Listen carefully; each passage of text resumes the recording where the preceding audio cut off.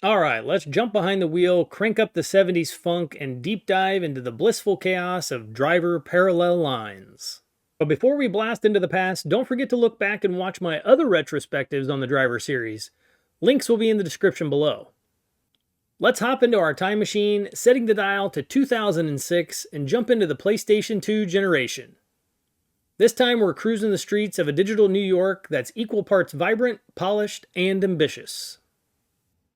Released in 2006 for the PlayStation 2 and the Xbox, and then in a move to catch the money bus. Money! They ported the game to Windows and Nintendo Wii in 2007.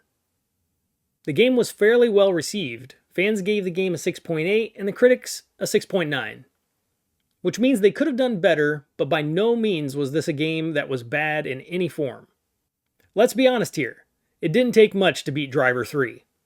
Parallel Lines destroys Driver 3 in every way. For the first time in the history of the Driver series, the story ditches Tanner, the undercover cop you've either grown to love or hate. We now play as a much younger protagonist named TK, a groovy 70s wheelman who's all about money, drugs, women, and cars. I feel like this is the best told story from Infogrames and the Driver series. They kept it pretty simple and straightforward for the player. I mean, we don't play video games for the stories anyway, right? It's just a nice added bonus for the real reason we're playing these games. The driving. At times, though, the story does take wild turns. They hit you with pretty solid twists towards the end, where the timeline jumps from the 1970s to the early 2000s, for reasons I'll leave for you to figure out on your own. This really changed up the gameplay and the scenery. However, I much preferred the 1970s era of gameplay. Now let's talk about the visuals. Let's be real, for its time, the graphics were a massive leap. Remember those blocky gray cities from the old Driver games? Yeah, forget those. Parallel Lines brought us a New York that actually looked like New York in the 1970s, with a dash of video game magic. Everything just felt updated and improved this time. The cars, characters, and cities all look and feel much better and authentic to the era. Barreling down an alley full of litter and debris, driving through the city, and actually seeing people and vehicles fill the sidewalks and streets all just looked awesome coming from the PS2. The game also sounds great. The cars sound authentic.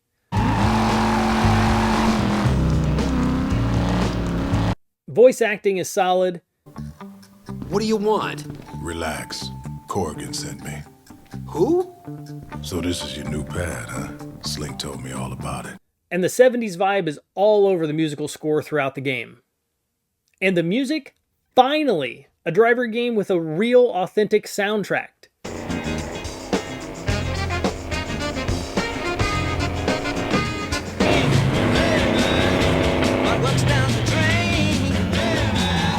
Yes, there are real artists and real songs in this game. We're talking funk, soul, rock, the whole 1970s shebang is here. They were clearly aiming to compete with GTA with the music soundtrack. Honestly, they nailed the soundtrack. Now, it is not as diverse as a soundtrack compared to what Rockstar gave us. But I still have to give it props for going after the authentic music to increase the realism in the game this time around. Plus, who doesn't want to cruise down a digital highway while listening to some fantastic 1970s tunes? Now let's talk a little bit about gameplay. This time you're able to enjoy your on-foot experiences of the gameplay. TK can wield guns just like Tanner in Driver 3, except this time, the gunplay actually works. Now it's not perfect, but it's leaps and bounds better than its predecessor. You can use guns while driving as well, even being able to change weapons while driving. This made for some really fun moments in the game. You will unlock new guns typically after every mission. They will then be available at your hideout/apartment.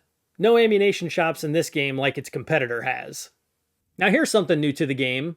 We now have a wanted level. And I really love the way they did the wanted system in this game and how it works. Now that you aren't an undercover cop, you will have a wanted level. It works in two different levels in this game. You have an on-foot wanted level, and you have a wanted level that's attached to the vehicle you're driving. This can really become useful in a pinch. So let's say you're driving a car that is hot because of all the reckless driving you've been up to. Well, you can ditch the cops long enough to get out and just grab a new car, and they won't recognize you anymore, and your wanted level's gone. Same goes for if you're on foot doing some of those dirty deeds. You will have a wanted level attached to your person now. So getting into a vehicle will override the wanted level, and the cops won't recognize you. Using this two-stage wanted level to your advantage really made the game feel more realistic and added a fun gameplay element. I want this to be added to more games like Grand Theft Auto, Saints Row, just to name a few. Really added an additional level of fun, and something just new to pay attention to. I feel like this element was very unique for this game. I have never seen this used this way in any other game. You guys have to let me know in the comments, do you know any other games that use it just like this? Now, Driver is nothing without the cars. There is a huge variety of vehicles in the game this time around. You can literally steal any of them you would like. They all have different feel behind the wheel, so finding just the right one for your playstyle and hunting it down is a really fun time. And something new as well, once you steal a car now, you can take it back to your buddy's garage and keep it.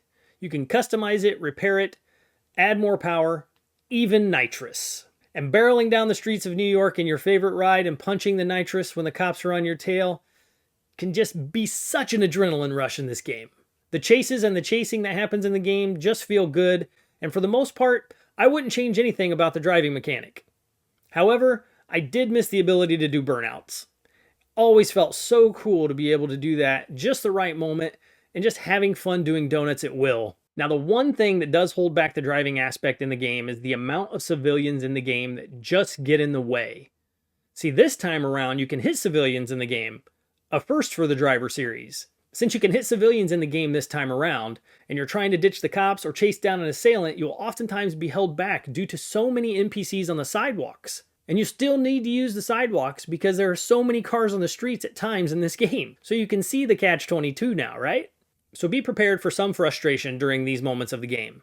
It's impressive how much can be on screen at one time in this game, but it can hold back the gameplay more often than I'd liked. Overall, I still feel that this is the best I've felt behind the wheel of a Driver game in the series so far. Driver Parallel Lines is another ambitious game from Reflection Studios, and this time developed by Ubisoft. Cities are full of life, vibrant with colors this time, cars handle great, character models upgraded, physics are on point for the series, and the story is solid, with much better voice acting this time around.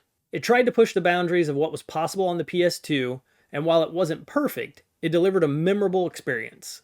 It's a time capsule of that era in gaming, and it's a blast to go back in time and check it out for the first time. If you haven't played it, or you haven't played it in a while, I highly recommend going back and giving it a go. You might just have a great time behind the wheel.